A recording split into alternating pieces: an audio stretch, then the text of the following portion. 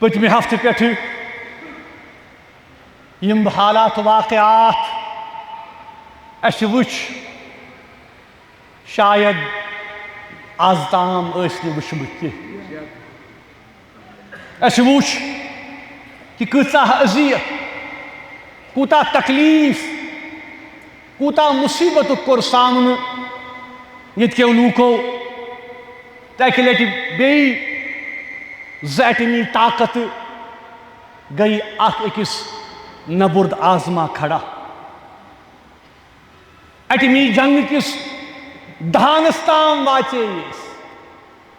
اگرچہِ پوٗرٕ جنگ گوٚو نہٕ کینٛہہ الحمدللہ، مگر تھوڑا بہت یُس اَسہِ وٕچھ کہِ ایل او سی یس پٮ۪ٹھ، بارڈرن پٮ۪ٹھ، خاص کر جموں کشمیرس منٛز یِم سٲنۍ حدِ متحرکہ، لائن آف ایکچوَل کنٹرول آر پار یِم لوٗکھ روزان ٲسۍ، کِتھ کٔنۍ گٔیہِ تِہنٛزِ زندگی تہس نہس. اَسہِ وٕچھ کہ کِتھ کٔنۍ گٔیہِ درجن واد قۭمتی جانہٕ گٔیہِ ضایع. اَسہِ وٕچھ کہ کِتھ کٔنۍ گٔیہِ درجن واد گرٕ تباہ، روزگار گوٚو ختم. مصیبت آو اَتہِ کٮ۪ن لوٗکن پٮ۪ٹھ، اَسہِ پٮ۪ٹھ، جموں کشمیر کٮ۪ن لوٗکن پٮ۪ٹھ. بزرگو، دوستو،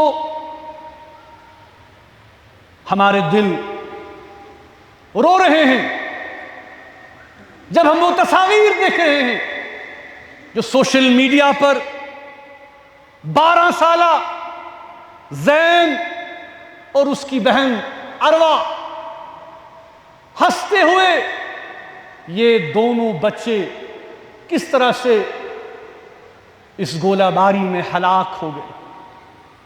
ان کی تصاویر آج بھی ہمارے آنکھوں کے سامنے ہے. یہی منظر آر پار تھا. ہم نے دیکھا کس طرح سے آج اس کی والدہ چیخ و پکار رہی ہے اپنے ان بچوں کو. ہم نے دیکھا کہ کس طرح سے ان کا والد ہسپتال میں موت و حیات کی کشمکش میں مبتلا ہے. یہ سارا دکھ اور درد اور کرب دنیا محسوس کرے یا نہ کرے، لیکن جموں کشمیر کے عوام، جموں کشمیر کے لوگ، ہمارے دلوں کو ان تصاویر نے ہلا کر رکھ دیا.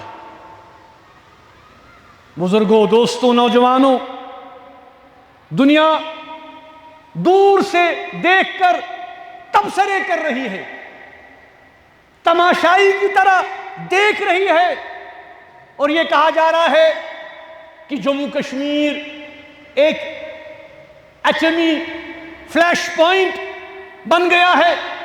کبھی بھی جنگ اٹھ سکتی ہے، کبھی بھی معاملہ جو ہے ہاتھ سے نکل جا سکتا ہے.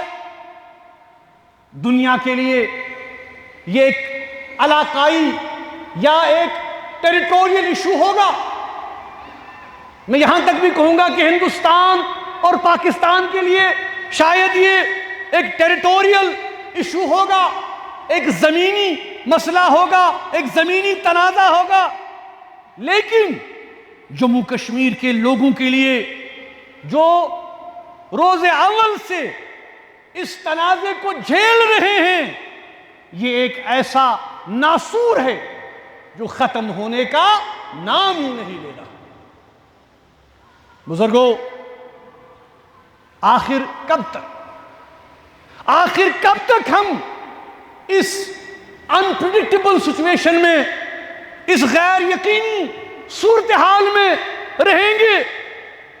ہر کوئی کشمیر کے بارے میں بات کر رہا ہے، لیکن کشمیریوں کی کوئی بات نہیں کر رہا.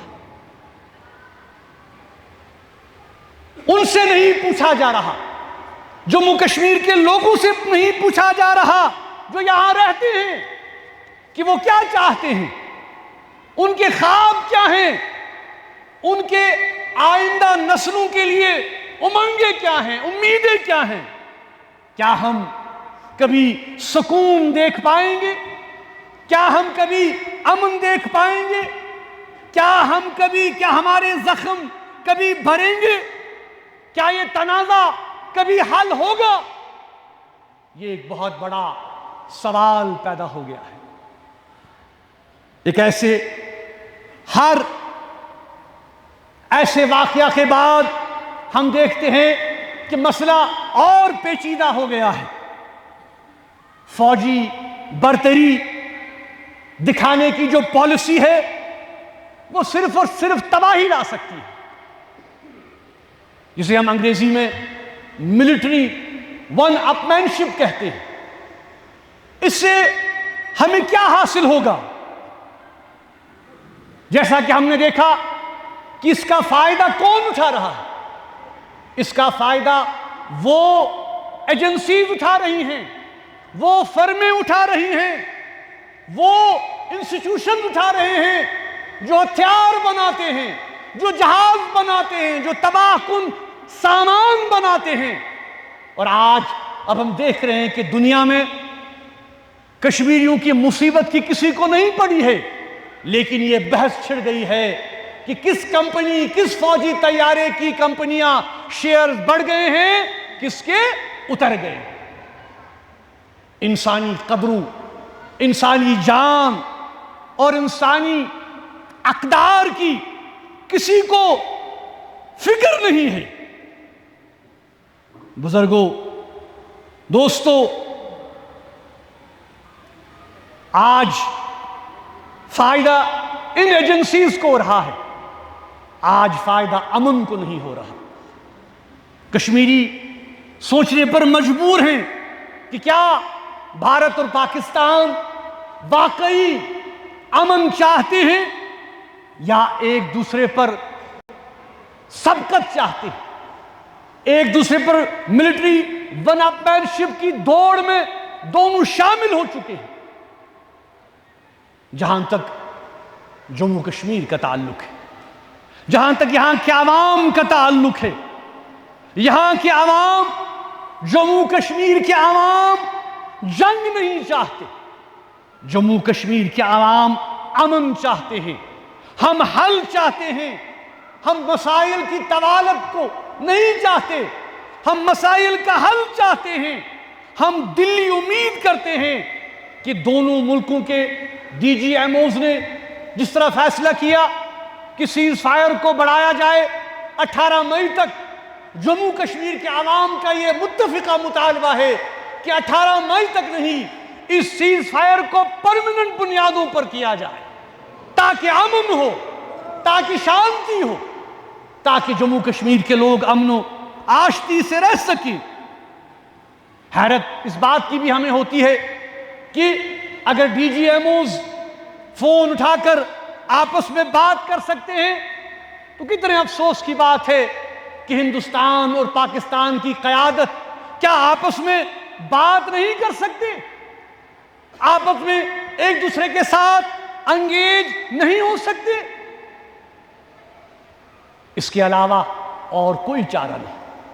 لیکن افسوس، یہ ایک ایسا سچ ہے کہ اگر آج ہم اس سچ کو بولیں گے تو ہمیں ملک دشمن ہونے کا لیبل لگایا جاتا ہے۔ یہ کتنی حیرت کی بات ہے، یہ کتنے افسوس کی بات ہے کہ جو لوگ جنگ کی بات کرتے ہیں، جو لوگ تباہی کی بات کرتے ہیں، جو لوگ میوچول ڈسٹرکشن کو انشور کرنے کی بات کرتے ہیں، وہ آج کے دور میں نیشنلسٹ ہیں۔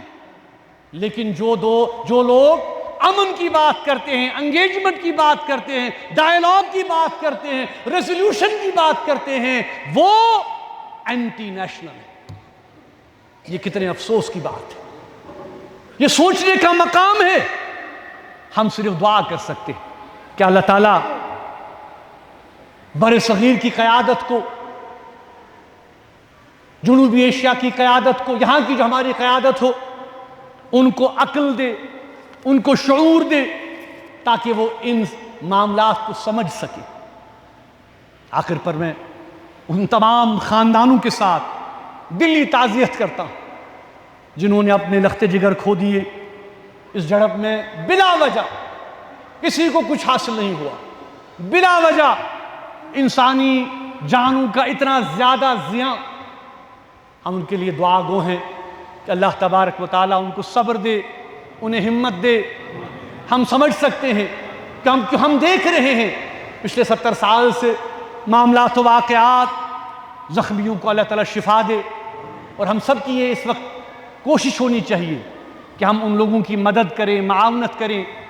ہمارا بھی ایک چھوٹا سا ادارہ ہے دارالخیر، ہم بھی انشاءاللہ کوشش کریں گے کہ جتنا ہو سکے ہم ان لوگوں تک پہنچیں جو اس وقت ہماری ہمدردی کے، خاص کر جو LOC پر لوگ رہ رہے ہیں، ان کی ہیلپ کے لیے، ان کی مدد کے لیے ہم سامنے آئیں. میں آپ سب سے اپیل کرتا ہوں اور حکومت سے بھی اپیل کرتا ہوں کہ ان کو اچھا خاصا معاوضہ دیا جائے تاکہ وہ اپنی زندگیاں پھر شروع کر سکیں. میں یہ بھی کہنا چاہتا ہوں کہ جیسا کہ آپ کو پتہ ہے کہ جموں کشمیر عوامی ایکشن کمیٹی پر پابندی عائد کر دی گئی ہے، اور ہم نے یہ فیصلہ کیا ہے کہ ہم اس کو اپنے طور سے، سیاسی طور سے اس مسئلے کو، اس پر جو ہمارا نقطۂ نظر ہے، ہم اپنے طریقے سے اس کو چیلنج کریں گے. کیونکہ ہمیں قطعاً یہ منظور نہیں ہے کہ جو الزامات جموں کشمیر عوامی مجلس عمل پر ایکشن کمیٹی پر لگائے گئے ہیں، اس کی قیادت پر لگائے گئے ہیں. میں نے پچھلی بار بھی کہا کہ جموں کشمیر عوامی ایکشن کمیٹی کی تاریخ بالکل عیاں ہے، اور ہم ان تمام الزامات کو مسترد کرتے ہیں جو کہ ہم پر لگائے گئے ہیں. اس حوالے سے جموں کشمیر عوامی ایکشن کمیٹی جو بھی طریقہ کار وضع کرے گی تو اس کے حوالے سے میں آپ کو آگاہ کرتا رہوں گا.